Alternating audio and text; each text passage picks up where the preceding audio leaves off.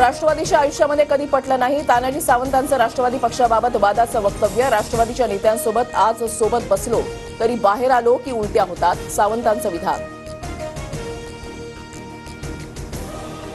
जे खेकड्यामुळे धरण फुटलं म्हणू शकतात, हाफकिन संस्थेला माणूस म्हणू शकतात, दादांकडून निधी घेऊ शकतात, ते काहीही बोलू शकतात, अमोल मिटकरी यांचं ट्विट. बोलणं ऐकून घेण्यापेक्षा सत्तेमधून बाहेर पडा. तानाजी सावंतांच्या विधानावर अजित पवार गटाच्या उमेश पाटलांचं अजितदादांना थेट सत्ता सोडण्याचं आवाहन. अजित पवारांकडून मालवणमधील राजकोट किल्ल्यावर पाहणी. पुतळा कोसळलेल्या ठिकाणाचा दादांकडून आढावा. संजय राऊतही आज राजकोट किल्ल्यावर जाणार. राजकोट किल्ल्यावरील पुतळा अपघात प्रकरणी बांधकाम सल्लागार चेतन पाटील पोलिसांच्या ताब्यात. स्थानिक गुन्हे अन्वेषण शाखेची कारवाई.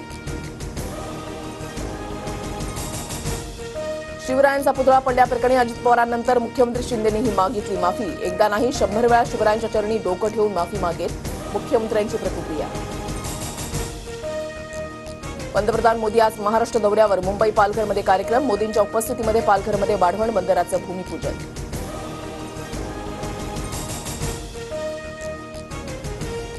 पंतप्रधान मोदी बंगालवर बोलतील की बदलापूरवर, ते बघू. मोदींच्या दौऱ्यावरून उद्धव ठाकरेंचा निशाणा.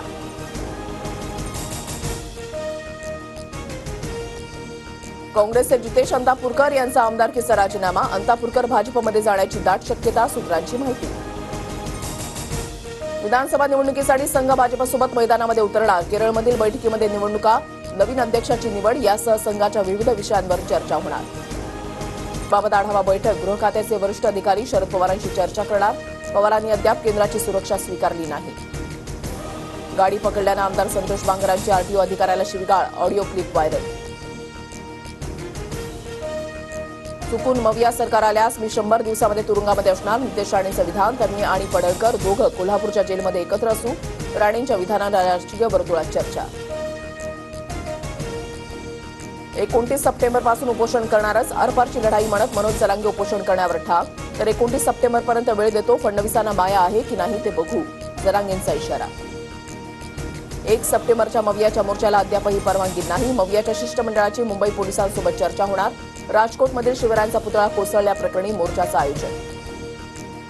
सुनील केदारांचा कार्यकर्ता लाडकी बहीण योजनेविरोधात हायकोर्टात. भाजपचा काँग्रेसवर गंभीर आरोप. तर लाडकी बहीण योजनेला विरोध करणारा काँग्रेसचा चेहरा उघड झाल्याचीही भाजपची टीका. ठाकरे गटाचे उमेदवार अभ्यंकर अपात्र मतदारांची नोंदणी करून निवडून आले. मुंबई शिक्षक मतदारसंघातील निकालाला सुभाष मोरेंकडून न्यायालयामध्ये आव्हान. भारत जोडो यात्रा लवकरच सुरू होणार. राहुल गांधींकडून मार्शल आर्टशी संबंधित व्हिडिओ प्रसिद्ध माहिती.